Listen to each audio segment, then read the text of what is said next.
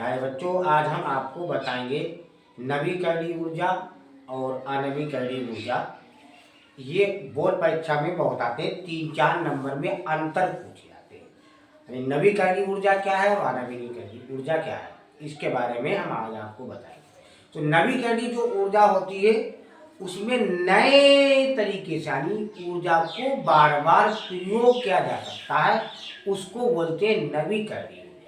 वो अनवीकरणीय ऊर्जा यानी एक बार उसका हमने उपयोग कर लिया, अब दोबारा वो हमको नहीं मिली।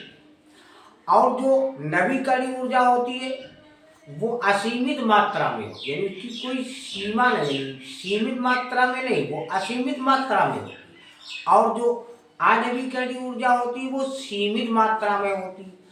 अब हम इसको और आसानी से समझेंगे। जैसे जल है, अब जल को अब हम जल सिंचाई के लिए प्रयोग करते हैं, कपड़े धोते हैं, पीते हैं, बिजली तैयार करते हैं, विद्युत तैयार करते हैं। तो ये असीमित मात्रा में जल है।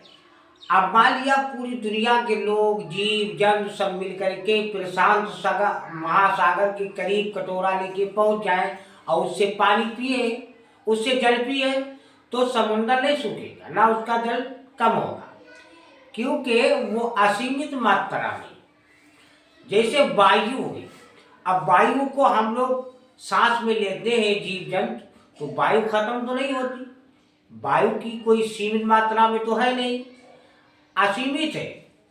तो वायु को हम सूंघ करके खत्म थोड़ी कर देंगे संसार से। यदि खत्म कर देंगे तो फिर हम सांस कैसे लेंगे, ऑक्सीजन हमको कहाँ से मिलेगी? तो ये भी असीमित मात्रा में है। जैसे सूरज है, अब सूर्य की ऊर्जा, अब जितनी ऊर्जा सूरज एक दिन में देता है तो मानव हजारों वर्षों में उतनी प्रयोग करता है ऊर्जा, जितनी ऊर्जा सूरज एक दिन में देता है। तो सबसे बड़ा ऊर्जा का स्रोत सूरज है। अब सूरज ऐसा तो नहीं है कि आज सूरज निकला है कल नहीं निकलेगा, उसकी ऊर्जा खत्म हो गई, वो तो असीमित है। जब तक सूरज की किरणें पृथ्वी पर आती रहेंगी तो ये जो वायु है, जल है, इसकी ऊर्जा कभी खत्म नहीं होगी। और अनवीकरणीय ऊर्जा में, अब जैसे कोई बाइक है, उसमें हमने पेट्रोल डाल दिया, अब पेट्रोल डालने के बाद अब ऐसा तो नहीं कि हमेशा चलेगी, हमेशा नहीं चलेगी।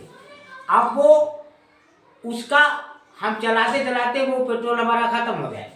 अब पेट्रोल खत्म हो जाएगा तो वो जो धुआं वगैरह जो वायुमंडल में उड़ा है तो उसको हम दोबारा थोड़ी ले सकते हैं। तो ये अनवीकरणीय ऊर्जा है, इसको हम दोबारा नहीं ले सकते। अब जैसे कोयला है, अब कोयला को हम जलाएंगे तो दोबारा थोड़ी मिलेगा। अब कोयले को हम जला दें, अब जलाने के बाद उसी कोयले से कह दे कोयला बन जाए तो कैसे बनेगा? तो ये अनवीकरणीय ऊर्जा में। तो इसमें अंतर आते हैं, यानी नवीकरणीय ऊर्जा के स्रोत क्या है और अनवीकरणीय ऊर्जा के स्रोत क्या है। अब हमने आपको समझाया, अब और ही आसान हो जाएगा। जो समझाया है वही हमने लिखा है। पहला नंबर यानी नवीकरणीय ऊर्जा, अंतर में क्या करते हैं, दो तरफ लिखते हैं, क्रम संख्या, उसके बाद 2-3 नंबर में आता है, लेकिन हमने 4-5 नंबर बना दिए। पहला क्या है नवीकरणीय ऊर्जा में, वे स्रोत जो असीमित मात्रा में उपलब्ध है, हमने अभी आपको बताया। यानी नवीकरणीय ऊर्जा में ये सीमित में नहीं, असीमित मात्रा में, जैसे वायु, जल और सौर ऊर्जा। और अनवीकरणीय ऊर्जा में वे स्रोत जो सीमित मात्रा में उपलब्ध है, जैसे पेट्रोल है। अब पेट्रोल तो खत्म होने की यानी समाप्त होने की कगार पर है, ऐसा थोड़ी पेट्रोल जितना चाहे हम खर्च कर रहे हैं, तो फ्री में से जल पीते हैं, हम फ्री में पेट्रोल मिलता। दूसरा है इनका उत्पादन कई वर्षों तक किया जा सकता है। यानी जो नवीकरणीय ऊर्जा है, जैसे जल है, वायु है, सौर ऊर्जा है, इसका हम हमेशा उत्पादन करते हैं, हमेशा प्रयोग करते हैं। लेकिन अनवीकरणीय ऊर्जा में इनका उपयोग कई वर्षों तक नहीं कर सकते। तीसरा नंबर, ये स्रोत समाप्त होने वाले नहीं। जो नवीकरणीय ऊर्जा में है, हमने अभी आपको बताया, वायु है, जल है, सौर ऊर्जा, ये समाप्त होने वाले नहीं है। कोई सोचे हमको समाप्त करने, नहीं समाप्त कर सकता है। कितनी भी तेज सांस ले, पूरी दुनिया के लोग खूब तेजी के साथ सांस ले लेकिन पेड़ पौधे भी, लेकिन ये समाप्त होने वाले नहीं है। लेकिन जो अनवीकरणीय ऊर्जा के स्रोत है समाप्त होने वाले, हमने आपको बताया। अब ऐसा थोड़ी एक बार हमने किसी गाड़ी में भर लिया पेट्रोल वो हमेशा चलेगा, वो तो समाप्त होने वाले हैं। चौथा नंबर, ऐसे संसाधन जिन्हें दोबारा उत्पन्न किया जा सकता है, इनको हम दोबारा उत्पन्न, इनका दोबारा उपयोग कर सकते हैं नवीकरणीय ऊर्जा में। लेकिन ऐसे संसाधन जिनका दोबारा उपयोग नहीं कर सकते हैं, वो आणविकरण में आते हैं।